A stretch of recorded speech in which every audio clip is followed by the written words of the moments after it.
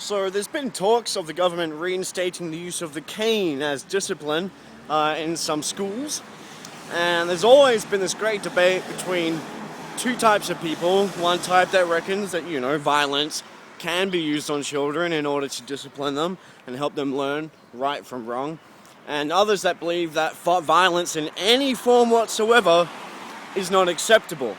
Smacking your child, slapping your child with a stick or with your hand is just, it's a no-go and it's wrong.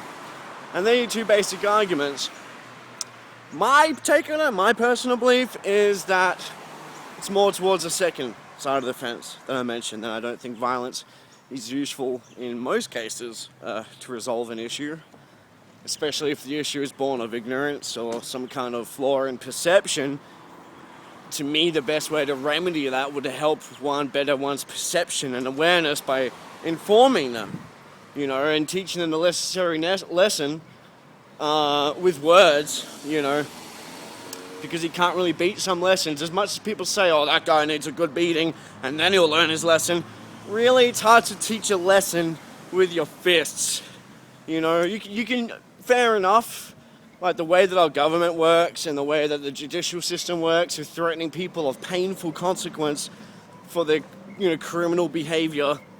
It uses fear in order to manipulate people to stay, obedient to the rules and to not, break the law and to get up to naughty things, If you're naughty, you get fined. If you're naughty, you go to jail, In some places, if you're naughty, you get the death penalty if you're naughty enough. So it's best not to be naughty unless you want these things to happen, but you don't. So you're afraid and you don't do those things.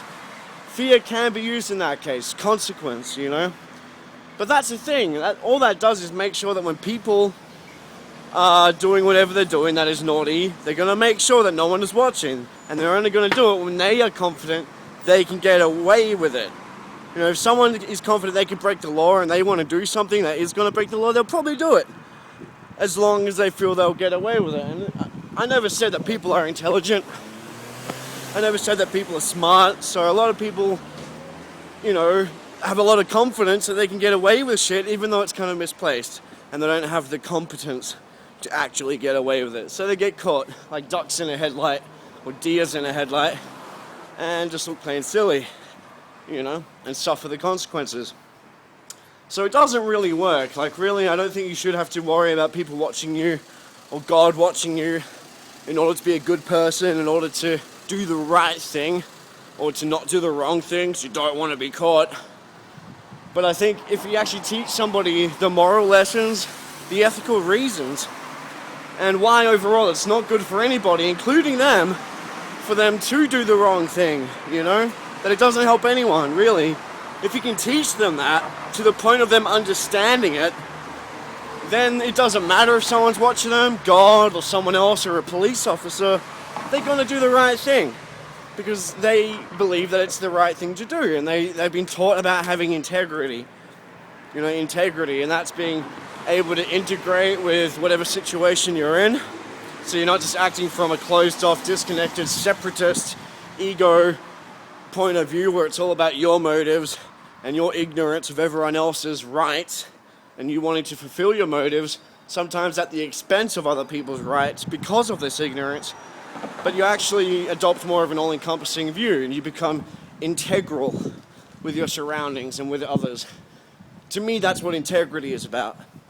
And a lot of the time people talk about integrity and they bring up things like consistency, people that are consistent in their values and their outlooks, the basic standpoints with everything.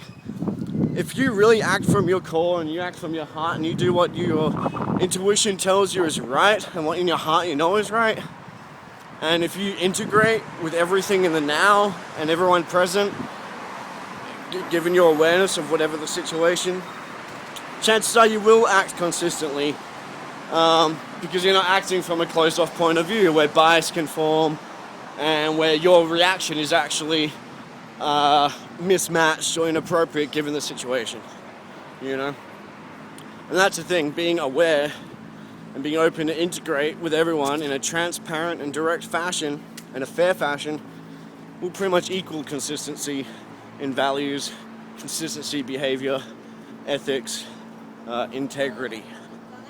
Yeah? So I think it's important to teach the lessons learned. Now, with this said, I don't think bringing the cane back in the schools is a good idea.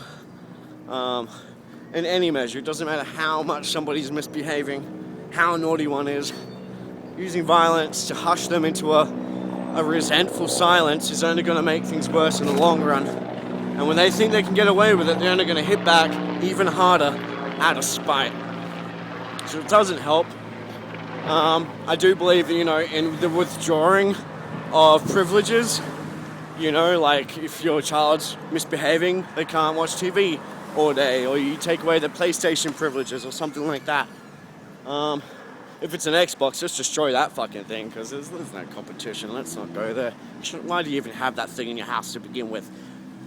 Anyway, I do believe in that, and likewise I believe in giving incentives. I mean, I read a thing recently on how incentives can actually rob somebody of their morality and acting for what is best, and they start becoming more about how do they benefit, and it's more about those kind of motivations, like what do they get out of it. As soon as you start introducing incentives, it changes the nature of the activity and what they're being obligated to do or asked to do. But I'm not going to go into that now. For now, my point is that, violence in any form is traumatizing.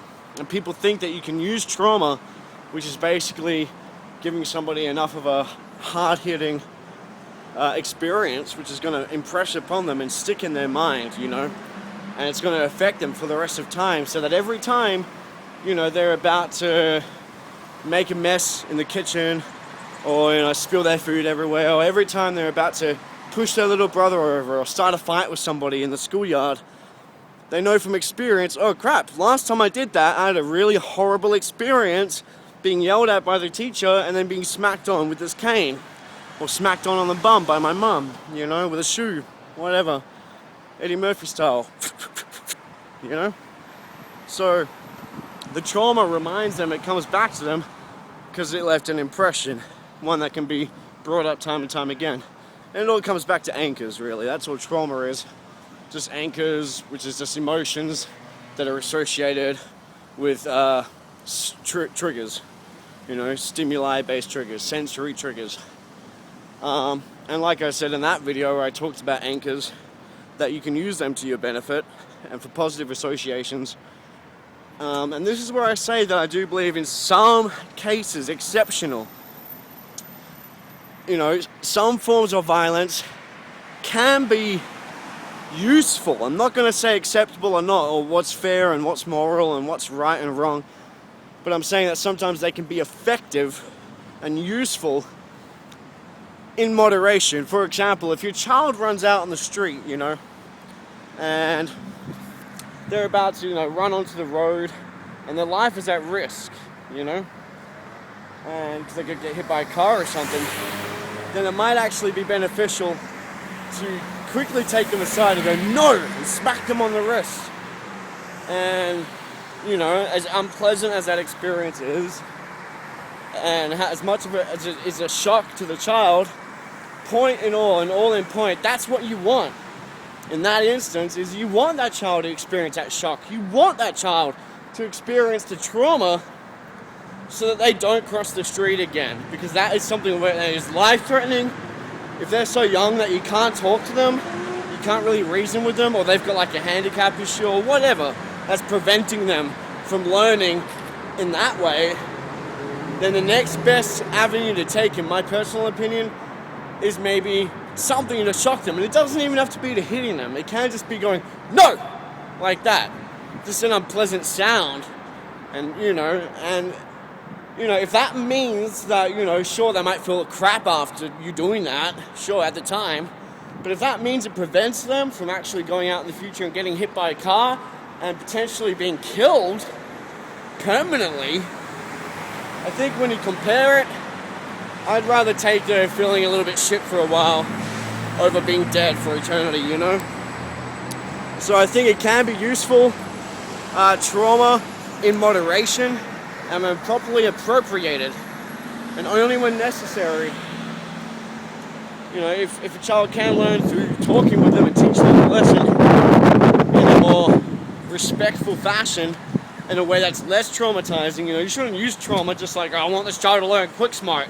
Smack, smack. You should never try to smack or shout your child into shape. And I've seen multiple women, and I've dated various girls with children, and they've tried to use shouting to shape their children into shape, and not so much violence, only on the rare occasion where the child would hurt the other child, like a brother or a sister, and they'd, like a younger one, little, and they'd hurt them or kick them or whatever. In those instances, maybe also it's useful to teach the child, look, this is how it hurts. Pinch or smack. Does that feel good? Do you like that? That's how your little sister feels, buddy. You don't like it? Maybe you shouldn't do it to her. And in that case, it's kind of eye for an eye, because sometimes the best way to learn empathy is to feel the pain yourself. And I think some people that have been sheltered their whole life, and they're like only children, and they've had pretty easy lives, it can be a lot harder for them to really perceive and appreciate and understand other people's points of view and the shit other people go through, simply because they haven't gone through shit themselves yet. So they don't really have much stock in their inventory to go off in terms of relating to other people and everything they're busting out from their inventory, emotions wise. Not the best terminology. An attractive girl walked past, kind of threw me off. But that's the point. You relate to what you know firsthand. So it might be good sometimes to feel pain, physical pain, so that you can appreciate how others feel physical pain, and learn to respect that, if you don't like it, they probably won't like it too. So yeah, that's my feel on it. I don't think the canes would do any good. I think some violence in moderation is okay, but generally it just creates more resent. Monkey see, monkey do. Children that are abused or taught to be shouted into shape, shouted into submission or obligation, or to behave well, they end up doing the same to their kids, and it's a vicious cycle, of people just dominating each other, generation after generation, all these dominators. And really, if you just be reasonable and respectful, and it doesn't matter if someone's a kid, you still got to respect them, because deep down, we're all the same, just at different stages in life, different sizes, different ages, but they're just like little adults, and I'm just a big kid, really. There's no real difference, just I've learnt more. I think I've learnt more, and I'm a lot more complicated than a child, but in a lot of ways we can probably learn a lot from kids, and the wisdom of kids, which is untarnished, untainted, unlimited by the boundaries that we pile on day in, day out as adults. So I think respect is a big part of it, not talking down to a child, not thinking that you have the right, just because they're your child, or because you're bigger than them, and might is right, to use that might to intimidate them, or to, threaten them into behaving the way you desire them to. If you want a child to turn out to be a good person, you've got to raise them and teach them and show by example what it means to be a good person from the inside out. And it's not something you get from smacking them with a ruler. Thanks! Feel free to watch the other videos, Walking and Talking with Phoenix, where I share my thoughts on shit. Otherwise, have a good day and enjoy your cat videos. Peace out, yo.